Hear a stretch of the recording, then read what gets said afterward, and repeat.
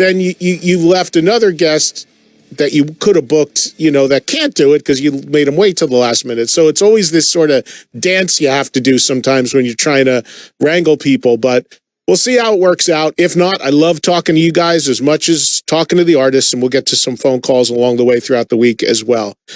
The news continues right now with Ed because he didn't get everything out. Of course, a very short window there before the top of the hour. So a few more news stories from Ed before we get some calls going. Go ahead, Ed. We continue. I have some Metallica stuff here. James Hetfield of Metallica is set to make his public return following a stint in rehab. His second stint in rehab, that is. The frontman will be on hand on the 30th of this month for an exhibit of some of his cars, some of his hot rods, at the Peterson Automotive Museum in Los Angeles.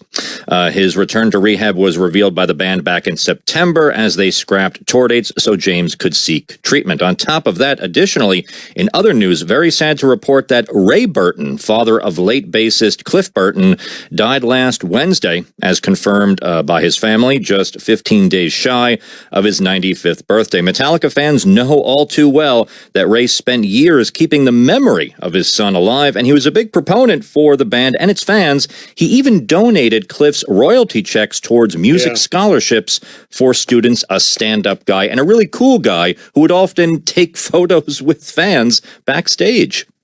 Yeah, wonderful guy. I think I met him one time, my recollection is, very briefly, and yes, he was definitely honored the memory of his son incredibly, and very sad that he's gone. A great run there, 95 or whatever he was, but still, that was definitely something that reverberated out there as well as the fact that James is going to make a public appearance for the first time since a very lengthy stay in rehab, by the way, from what I've been told. So hopefully this has done the trick and he's feeling good and feeling healthy. And I mean, Metallica has a pretty big run of shows lined up for this year.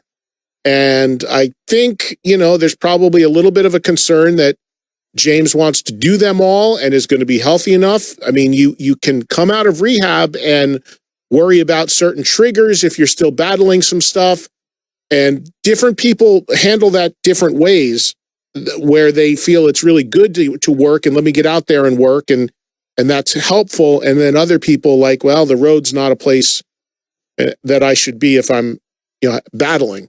So we'll see. It's well known that whatever it was 20 years ago, and was well documented, that it took a long time for James to get back in the swing of things after he had some issues ways back.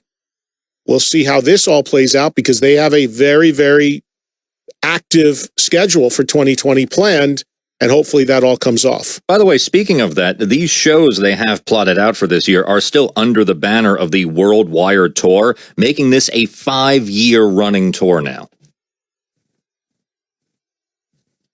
Imagine that. Yeah, that's amazing, right? Man. Truly amazing, yeah. I'm just getting a text from a major artist. That's where I got distracted for a second.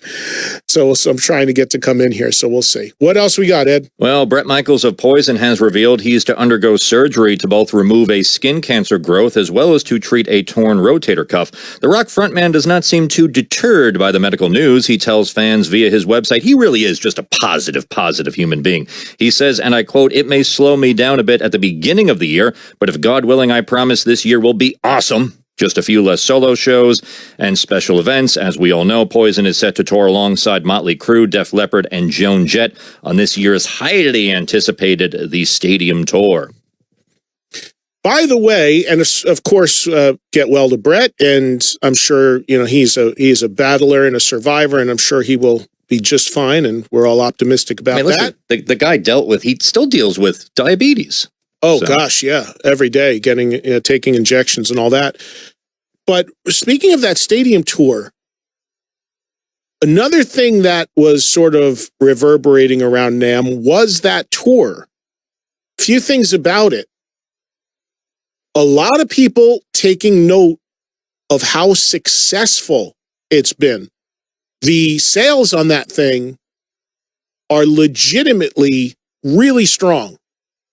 And the reason why I say legitimately is, and I've said this before,